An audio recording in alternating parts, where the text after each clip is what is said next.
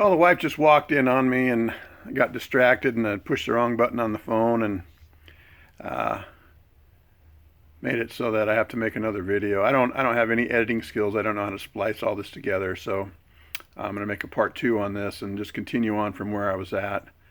Anyway, let me show you again. This paper element is more than just a paper element. You can see the screen. It's a metal screen on the inside, and I don't know what it's made out of. If it's metal or bronze or stainless, I don't know. Then you got this paper element, and you know, from what I can see, there's no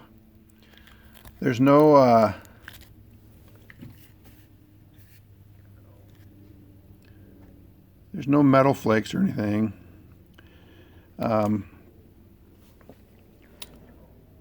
Anyway, I just wanted to show you that filter. If you're worried about engine wear, that's one way you can tell that. Open up that filter and see if there's any metal flakes. No metal flakes is a good sign. Also, on the plug, you pull that plug off the bottom of the engine, and there's a magnet on it. If there's metal particles, it's going to stick to that magnet. I can tell you that mine didn't have any. So anyway, that's all a good sign.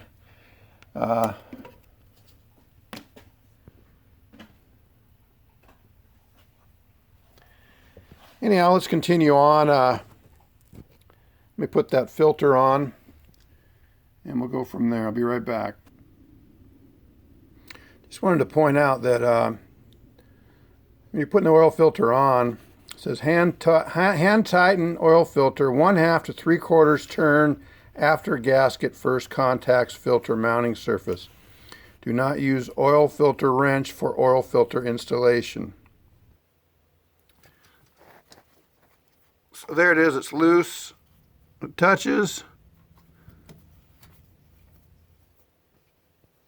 and it's about 1/2 to 3/4 turn from when the gasket touches. I use a transmission filter to fill the crankcase up. And I always take a paper towel, kind of stick it in there. And I'll take some like this, I'll stick it in there. And basically, what I'm getting at is make sure you get all the grit that's out of your filter, because it can really easily collect grit. I don't have a laboratory here. Just wipe it out before you add oil. So I'm about to put oil in here. I wanted to show you this here. This is kind of cool. It's a Harley Davidson oil dipstick. And right now you can see it's empty and it's 75 degrees cold. So just like a regular dipstick, see? I've already cleaned out my funnel and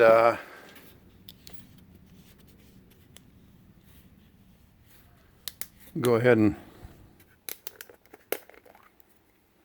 add the oil.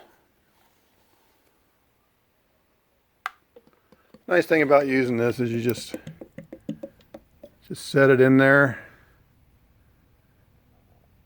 and let it drain in. I'm kind of a slob. If I'm not paying 100% attention, I'll spill it all over the place, and so for that reason I've got, you know, oil all around the filler neck there, and it makes kind of a mess. So but anyway, back to this. This is kind of nice because when you're on the road, you wonder how hot it is. I'll stop for gas and I'll push this button here, and first of all, you see there where it's got that little square that's blinking. That's the oil level. Right now it's flashing empty, but if it's low on oil, it'll show 3 squares. If it's full, it'll show 4. So you really don't have to check your oil. Also, it'll just tell you what temperature you're running at, and you know, on a hot day, I'm up there at 230 degrees. 200, you know, it's hot. So it's kind of it's not cheap. It was $100 or something like that. But it's a nice, I think it's a nice accessory to have, and it's one that kind of earns its keep. So anyway, that's enough about that. I'll get back with you after I finish pouring this oil in. I decided on the Mobile One, by the way. Full synthetic. Be right back. So anyway, I got the oil put in there. I wanted to point out a couple things in the owner's manual, or the right here it says oil cannot accurately be measured on a cold engine. Do not add oil to bring the level to the full mark on a cold engine. For best results, always perform the engine oil level cold check followed by the hot check as described below. Now, this is for a sidecar equipped. This is for a not sidecar equipped. And this is what I got. There's add and hot. There's the cold check, which is halfway in between. Anyway,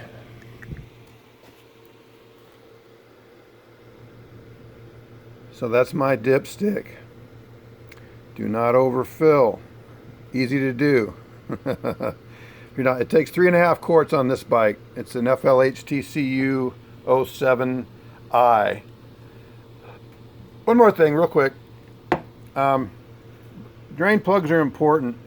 I always look at the O-ring. Mine was kind of chewed up, and I went to Harley and I got some new O-rings.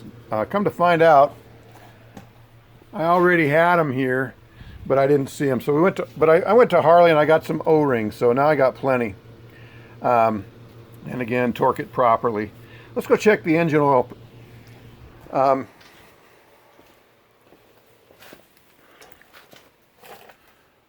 There's the hole. We'll go down, back it out.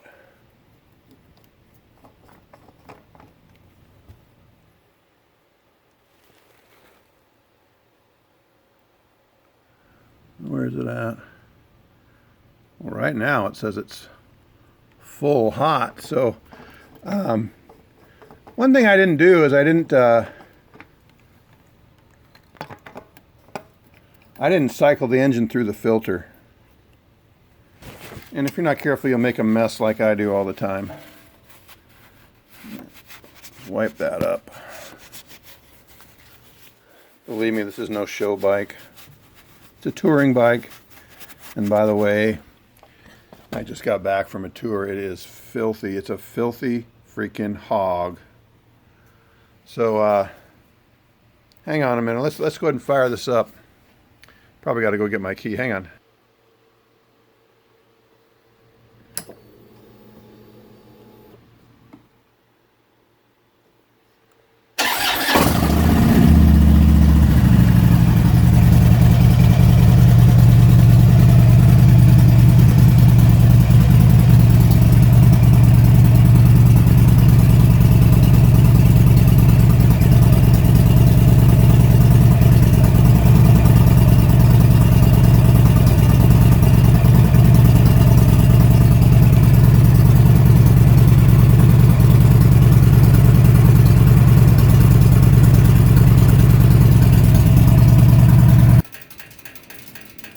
Well, took it downtown and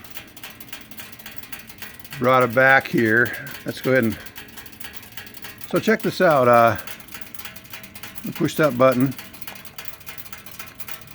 So it still says it's still cold, 148 degrees. But notice it does indicate full. It's warm. I'd say it's warm, but it's not hot. You can hear the exhaust creaking. Let's go ahead and take this out and check it out. Well, according to this, I don't know if you can tell or not.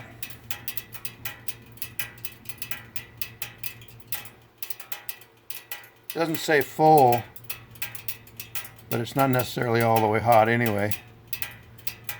Just to check on the Jiffy stand. Turn that over. Check on Jiffy stand.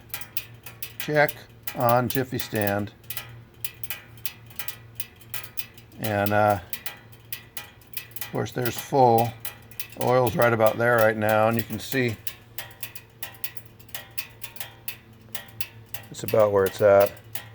Again, it's not hot. It actually says it's cold, 148 degrees. you get the idea. I know I put 3.5 quarts in it. I know that's full. That's with a new filter. So anyway, I'm gonna call that good. The oil's changed.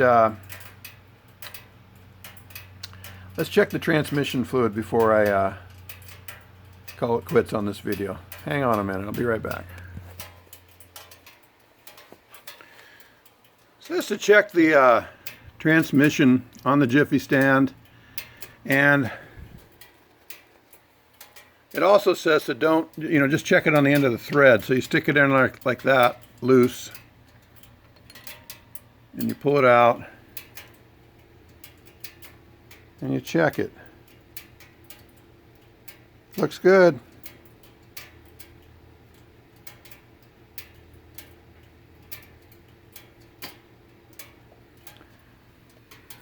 That looks good.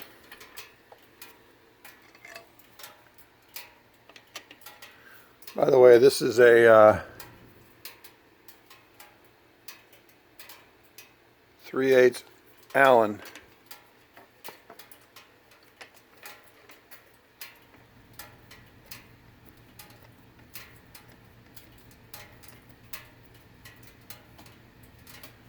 Just snug it on there, doesn't have to be real tight. It's got an O-ring seal, so anyhow. The only other thing I could do is I could change the primary. I think I will. The manual says every 10,000 miles, and I hear other people say every 5,000 miles. This has got a lot of miles on it. This Ultra's got about 85,000 miles on it now, so I'm tempted to just go ahead and do it. I mean, oil's pretty cheap. Primary drive's pretty expensive, and so is the clutch. So anyway, that's it for this one. Appreciate you watching. If I can stay at this, maybe I'll learn how to splice these things together, and you won't have to watch 2 videos to get one. Anyway, see you later, and thanks again.